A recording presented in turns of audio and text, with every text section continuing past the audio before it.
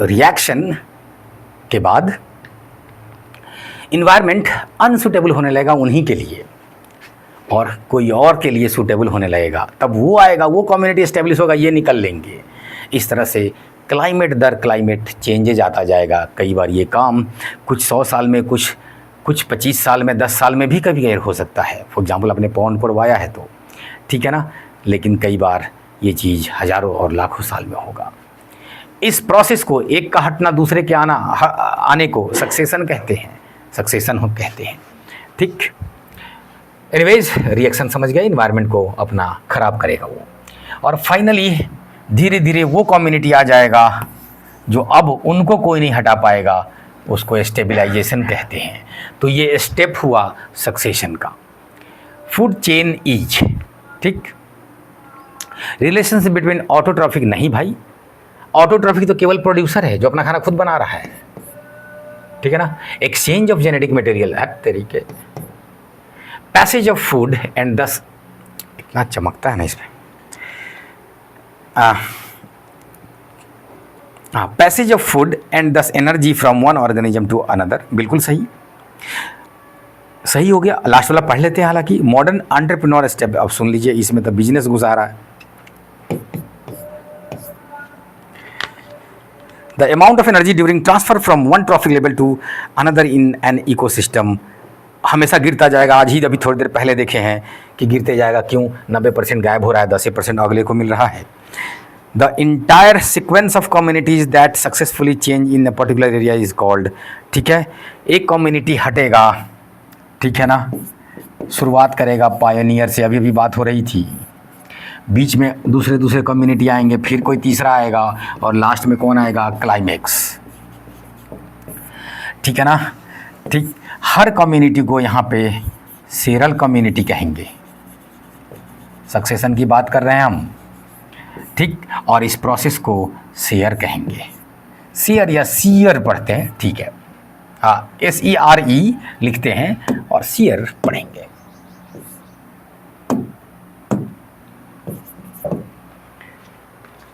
ठीक है ना। नेक्स्ट क्वेश्चन ये था, मैंने देखा नहीं आपका कि क्वेश्चन आया नहीं। एनीवेज ये समझ गए, सक्सेशन से रिलेटेड एक बात थी जो आगे पूछ रहा है, तो ये share. Question number 14, generally environment can be classified as following categories, ठीक है, which among the following is not A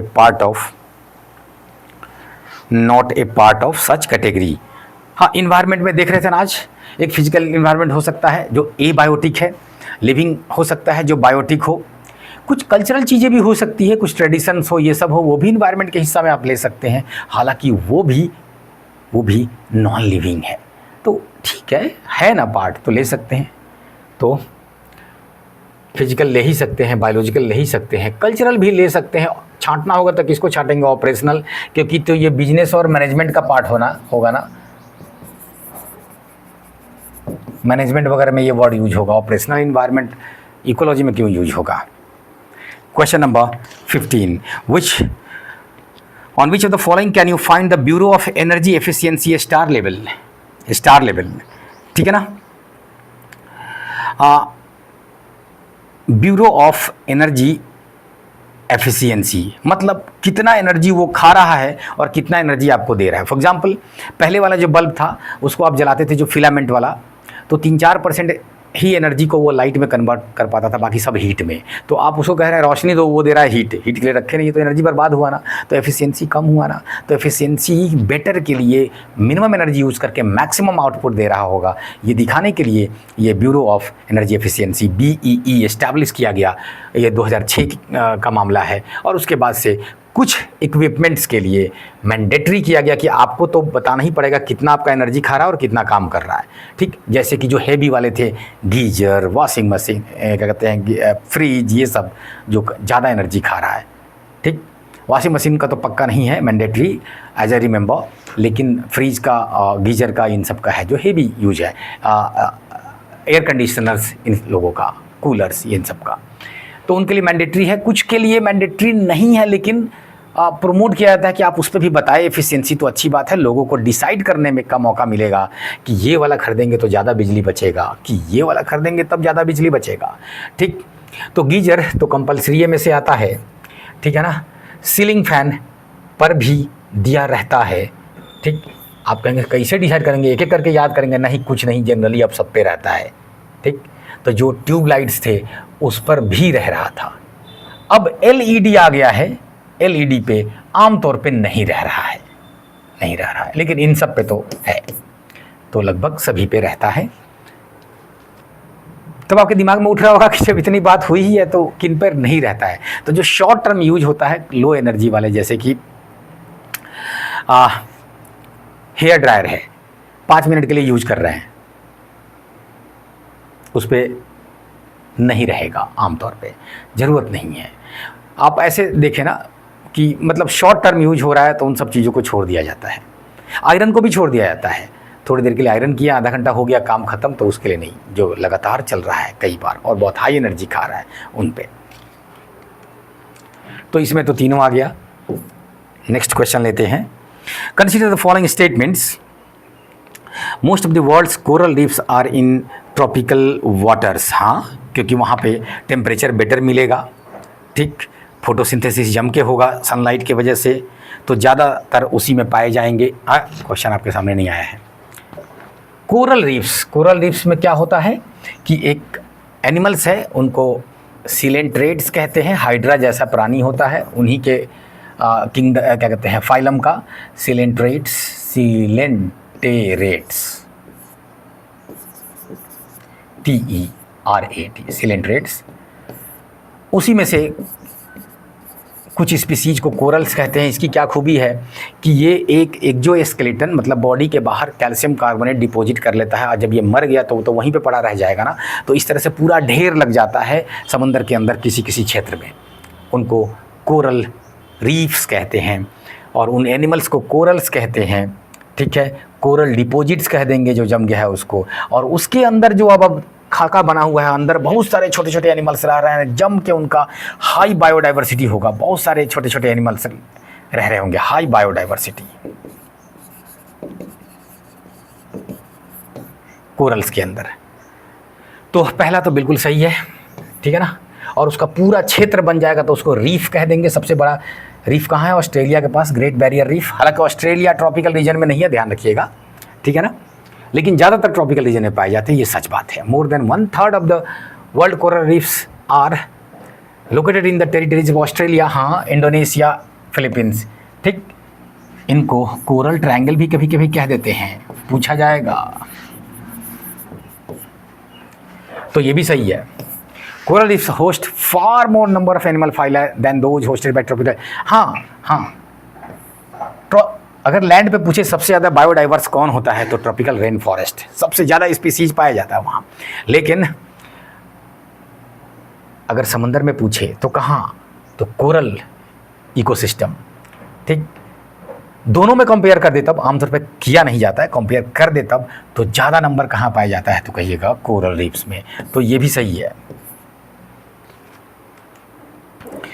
17 with reference to eutrophication which of the following statements is are correct। देखिए, eutrophication का मतलब पहले समझ लीजिए कि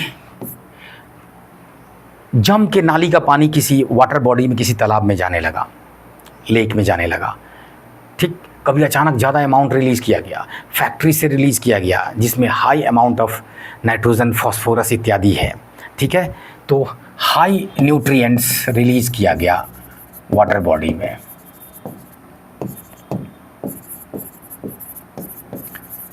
bodies में इसकी वजह से क्या होगा, जो वहाँ के जो ग्रीन प्लांट्स थे, अलगी थे, उनको जम के न्यूट्रिशन मिला, अचानक उनकी संख्या बहुत बढ़ जाएगी।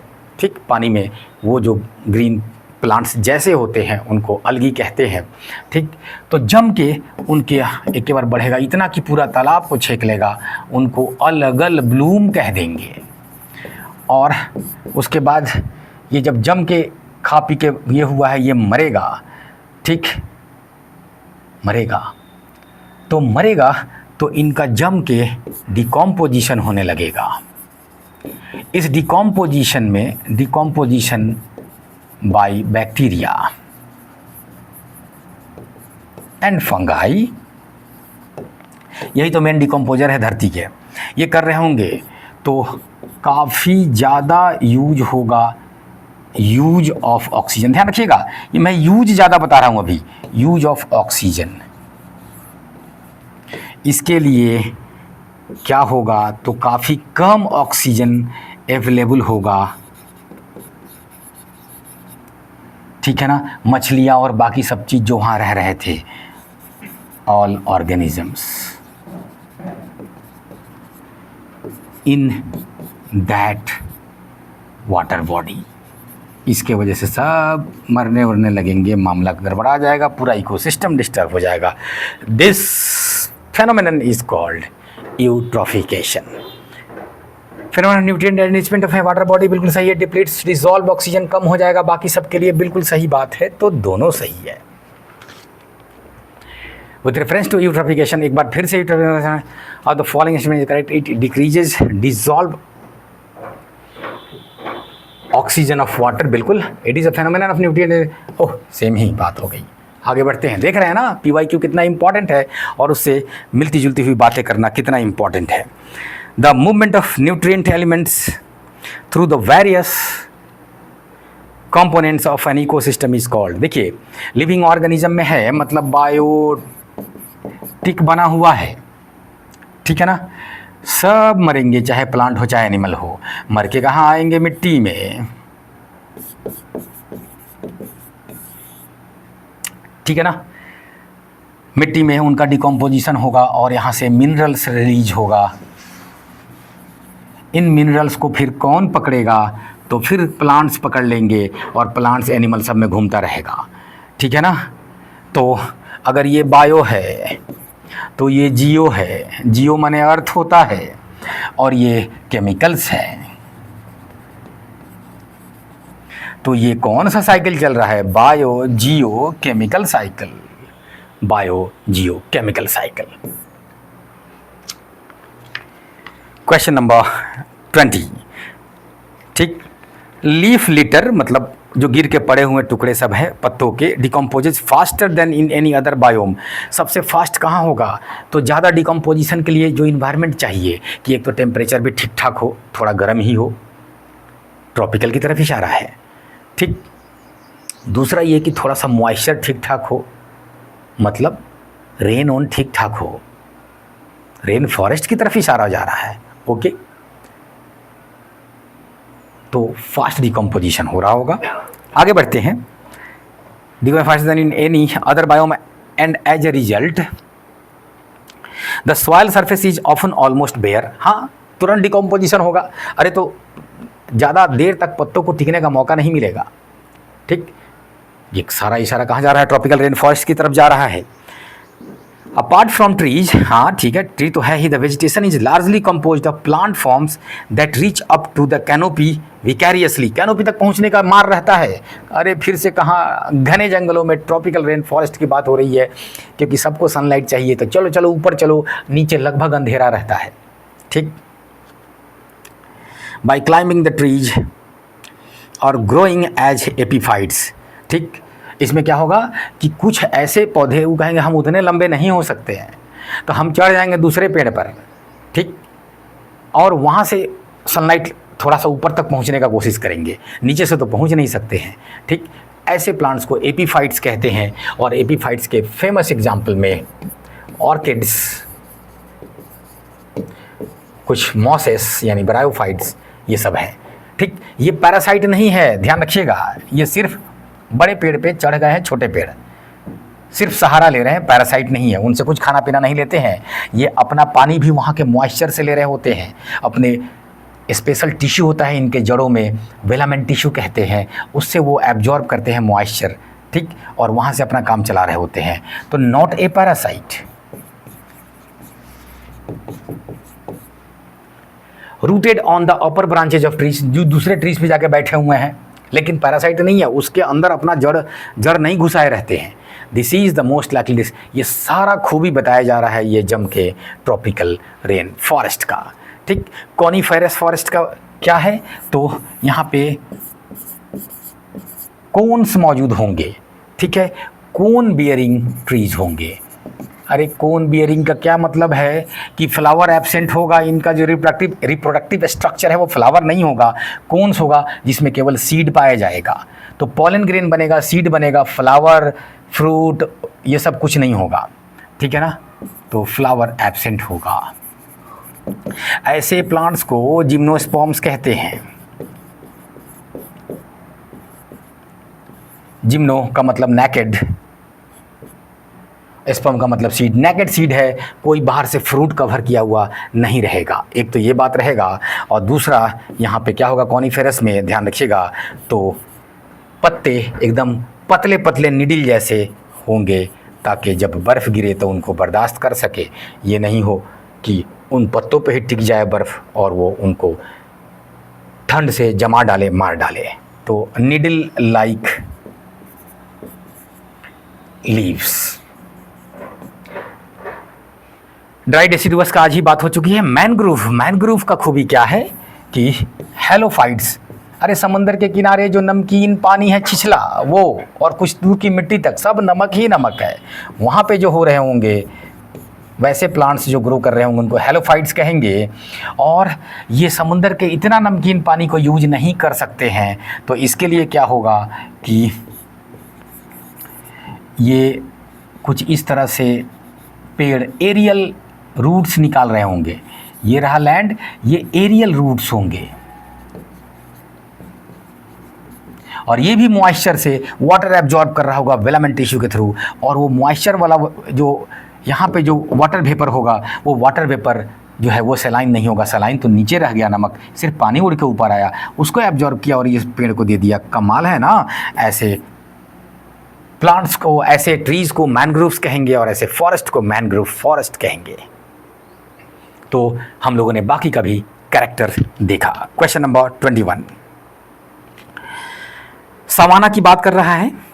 ग्रासलैंड में स्कैटर्ड स्मॉल ट्रीज, वहाँ पे फॉरेस्ट नहीं बन पाया, ठीक है। क्यों नहीं बन पाया, क्या है कि वो रोक रखा है? तो एक तो वहाँ पे घास का बड़ा बड़ा मैदान होगा, बीच में एक आध जगह कुछ पेड़ दिखा, ठीक। सवाना पे कुछ डॉक्यूमेंट्री ज़रूर देख लीजिएगा। वहाँ पे जम के जो है बिल बना के रहने वाले एनिमल्स पाए जाएंगे, सही है। टर्माइट्स होते हैं, कई बार टर्माइट्स जो मिट्टी का अपने प्रोडक्ट का क्या क्या क्या मिला उला के ढेर लगा दिए रहते हैं, टर्माइट का एक छोटा छोटा ढेर बना रहता है, ठीक है। तो ये जम के होते हैं। तो ये पेड़ उगने से रोक रहे हैं ऐसा नहीं है, ना ना ना ना ना, ठीक। ये होते हैं क्योंकि वहाँ का कंडीशन वैसा है। पेड़ नहीं उगने के वजह से ऐसा कंडीशन मिला इनको, तो ये चल रहे हैं वैसे, ठीक है ना। हाँ, अक्सर आग पकड़े, सूखा, वो एक तरह से ड्राई कंडीशंस हैं सवाना में, ठीक। तो कई बार आग लगने की घटना घास उसमें, झाड़ियों में सब होते रहती हैं, तो वो एक कारण है, बिल्कुल है। और हर्बीवोर्स जम के पाए जाएंगे, वो भी है, जो चरने में ये करते हैं, तो ये भी हेल्प कर रहा है। ज़्यादा जंगल बनने नहीं दिया, जम के हर्बीवोर्स पाए जाते हैं। अच्छा, रेनफॉल जो है वो एक बड़ा रोल अदा करेगा, क्योंकि जल ही जीवन है। जल वाला मामला पहले लीजिए, जल और टेम्परेचर। तो रेनफॉल ये एक बड़ा फैक्टर है, डेफिनेटली है। फायर एक बड़ा फैक्टर है। वहाँ के सॉइल में क्या होगा कि जो पत्ते या घास वहाँ पे मर के पड़े हुए हैं, उनका डिकम्पोजिशन स्लो होगा, क्योंकि इन्वायरमेंट फेवर नहीं कर रहा है। थोड़ी देर पहले उन इन्वायरमेंट की बात हुई है, वो फेवर नहीं कर रहा है। तो सॉइल की प्रॉपर्टीज़ में वहाँ मिनरल्स कम है, फ्री मिनरल्स जो मिले तुरंत, पेड़ उगे, ये सब उगे, तो ये एक बड़ा फैक्टर है। तो 3 बड़े फैक्टर को मानेंगे हम। ऐसे पूछेगा कौन कौन, तो 2, 3, 4, 5 सभी ले लेंगे। वैसा कोई ऑप्शन है क्या? 1 ले रहा है तो पहले इसको काट दीजिए, ये तो होगा नहीं, ठीक। 4 और 5 ले रहा है, एक में 2, 3, 4 ले रहा है, 2, 3, 4, तो 2 बड़े फैक्टर ये ले रहा है, हाँ ले ले रहा है, ठीक।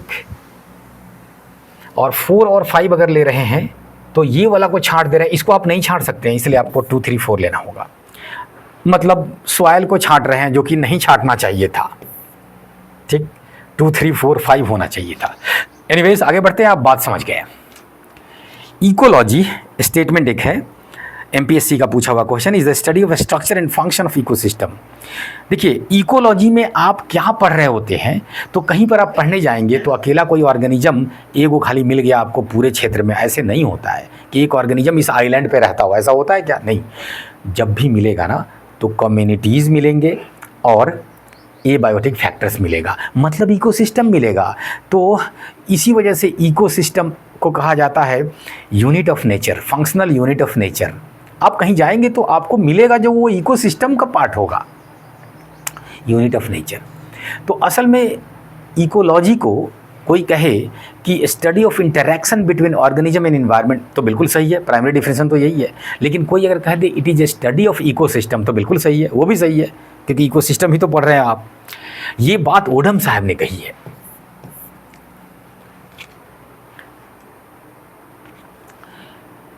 टर्म को क्वाइन किए थे हिकल साहब ने, अर्नेस्ट हिकल। इकोसिस्टम टर्म दिया था ट्रांसले साहब ने, ठीक है ना। ये भी मध्य प्रदेश का है, यूपीएससी में ऐसे क्वेश्चन आने का चांस कम रहता है, लेकिन हाँ उनसे रिलेटेड बात पूछा जा सकता है, ये वाली बात जो की है अभी विथ रेफरेंस टू, एक बार फिर से यूपीपीएससी का क्वेश्चन है, उत्तर प्रदेश का। क्वेश्चन नंबर 24, इकोलॉजिकल निश की बात कर रहा है, which of the following statements ईजा करेंगे। निश के बारे में थोड़ा सा समझ लीजिए। ऑर्गेनिज्म जहाँ रहता है उसको हैबिटेट कहते हैं।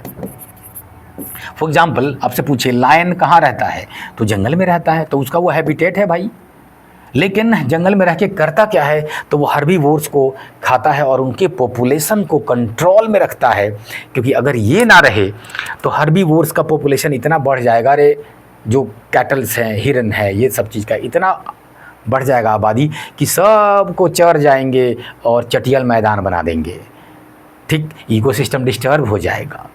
तो लायन का जो ये फंक्शन है कि वो टॉप कार्निवोर है, हर्बीवोर्स को के पॉपुलेशन को वो चेक में रखता है, ये उसका फंक्शनल रोल है इकोसिस्टम में, तो उसको निश कहेंगे। फंक्शनल रोल को निश कहेंगे, निश पढ़ेंगे इसको, निश कहेंगे। जो डेसिडुअस फॉरेस्ट हैं उसमें एक पौधा है फिग, इंजीर, वो सालों भर फल देता है, तो उसका फंक्शनल रोल कितना इंपॉर्टेंट हो गया। जब बाकी फल नहीं दे रहे हैं तो एनिमल्स उनको खा के जी ले रहा है, तो इंजीर रहता का हैबिटेट, तो उस जंगल की बात कर देंगे। फंक्शनल रोल की बात करेंगे तो इतनी बड़ी बात है, समझ रहे। Niche, it represents the range of conditions that it can tolerate, हाँ, the resources it utilizes and its functional role in ecological system। बिल्कुल, each species has a distinct niche, हाँ, हर स्पीसीज का अपना ही एक फंक्शनल रोल है, ठीक, clear. चलिए, the shape of which tree is found in the seals from the Indus civilization, थोड़ा सा हिस्ट्री से रिलेटेड हो गया। पीपल है फेमस, आप पढ़ेंगे इतिहास में भी, चूँकि इन्वायरमेंट पेड़ पौधे की बात थी तो इन्वायरमेंट में भी वो क्वेश्चन पूछ दिया गया, ठीक। तो आज हम लोगों ने जो क्वेश्चन लिया वो इकोलॉजी के बेसिक्स वाले चैप्टर का लिया। इसके बाद हम लोग क्लाइमेट चेंज, जो इन्वायरमेंटल इश्यूज़ है, इन सब की बात कर रहे होंगे अगले रैपिड रिवीजन सेशन में। तब तक इजाज़त दीजिए, थैंक यू, बाय बाय।